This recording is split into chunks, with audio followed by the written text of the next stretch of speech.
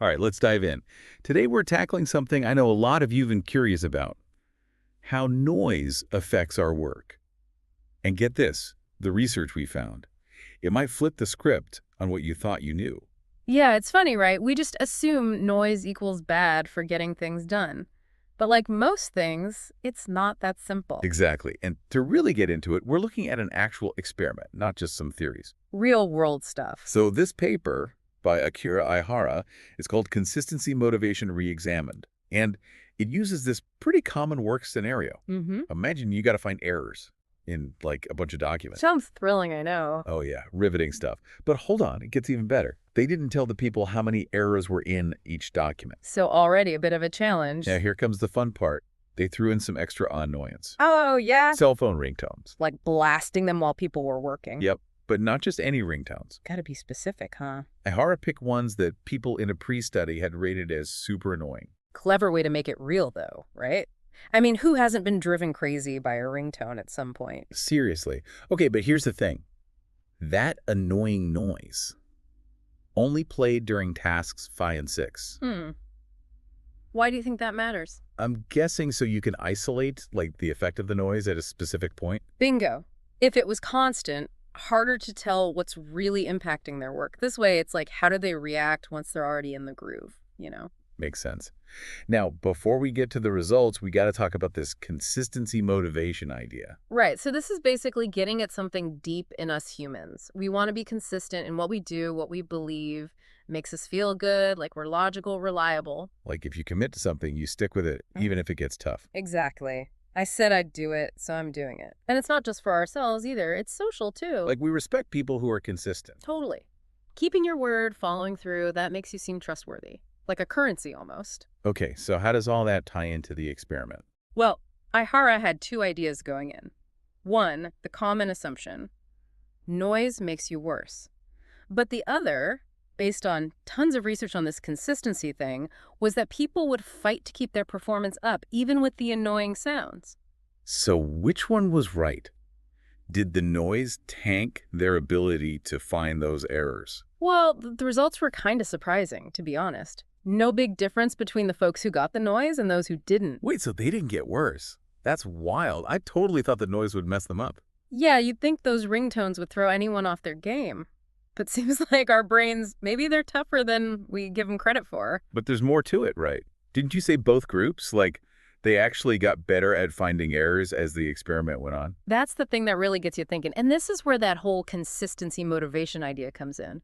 Remember, these folks, they were invested in the task, wanted to do well. So even with that annoying sound, that drive to stay consistent, keep up their performance, it kind of kicked in. So it wasn't just them getting used to the task, like a practice effect. Oh, for sure. There's always a learning curve with anything new. That probably played a part. But Ihara, he points to something else that might be going on here. It's called the audience effect. Oh, yeah, I think I've heard of that. Isn't that like when people act different because they know they're being watched? Exactly. Even if it's just researchers collecting data, that awareness, it can change how we behave. It's like we want to show off a little, prove we're focused, capable. So we got this whole mix of stuff potentially influencing things. Consistency, the learning curve, this audience effect, like a puzzle, trying to figure out which pieces matter most. And that's what makes this research so cool. It gives us a peek into how our minds work, and it makes us rethink those assumptions about what really drives our performance. Makes you wonder, are there any other things you think might be going on here? Beyond what Ihara mentions in the paper, I mean. Well, one thing that jumps out at me is the type of task itself. This finding errors in documents, it needs a specific kind of focus. You got to be really detail-oriented, almost to the point of tunnel vision. Not exactly the most creative kind of work, right? More about being systematic. Right, and it might be that this kind of task, it actually benefits from that mental filtering. You're able to block out distractions and zero in on the details. That's a great point. Makes you wonder if the results would change if the task needed more creativity, problem solving, where being open to new ideas, outside input, is more important. Absolutely. This study, it's looking at one very specific type of work. Can't assume all noise is harmless in every situation, right? Yeah, no blasting music during brain surgery or anything. Definitely not. But what it does suggest is that our relationship with noise, it's more complicated than we often think. Mhm. Not always the enemy. And in fact, a bit of background sound might actually help with certain things, especially those needing deep focus and attention to detail. I'm already rethinking my own habits. Always been a silence kind of person, but maybe a little background hum wouldn't hurt. It's worth trying. Everyone's different. What works for one might not for another. The key is to be aware how you react to different environments and find what helps you get in that flow state. Speaking of finding what works, let's switch gears a bit. What does all this mean for our listener? How can they use these findings in their own work life? Well, I think one big takeaway is we underestimate our own resilience. We think, oh, can't focus with all this noise. But this study, it shows our brains can adapt, perform even in less than ideal situations. Like we got this hidden reserve of focus we can tap into, even when things are distracting. Exactly. And that's where that consistency motivation power comes in, not just willpower or grit. It's recognizing distractions happen, but we get to choose how we react. Let them derail us or use that desire for consistency to push through, even excel. Yeah, it's like turning those distractions into a challenge, a test of how consistent we can be. That's a great way to put it. And it makes me think about something else. This whole thing about needing a perfectly quiet workspace, it's pretty modern, actually. Oh, is it? Never thought about that. Huh? Yeah, think about historical workplaces, like blacksmiths hammering metal, printing presses going crazy, busy markets.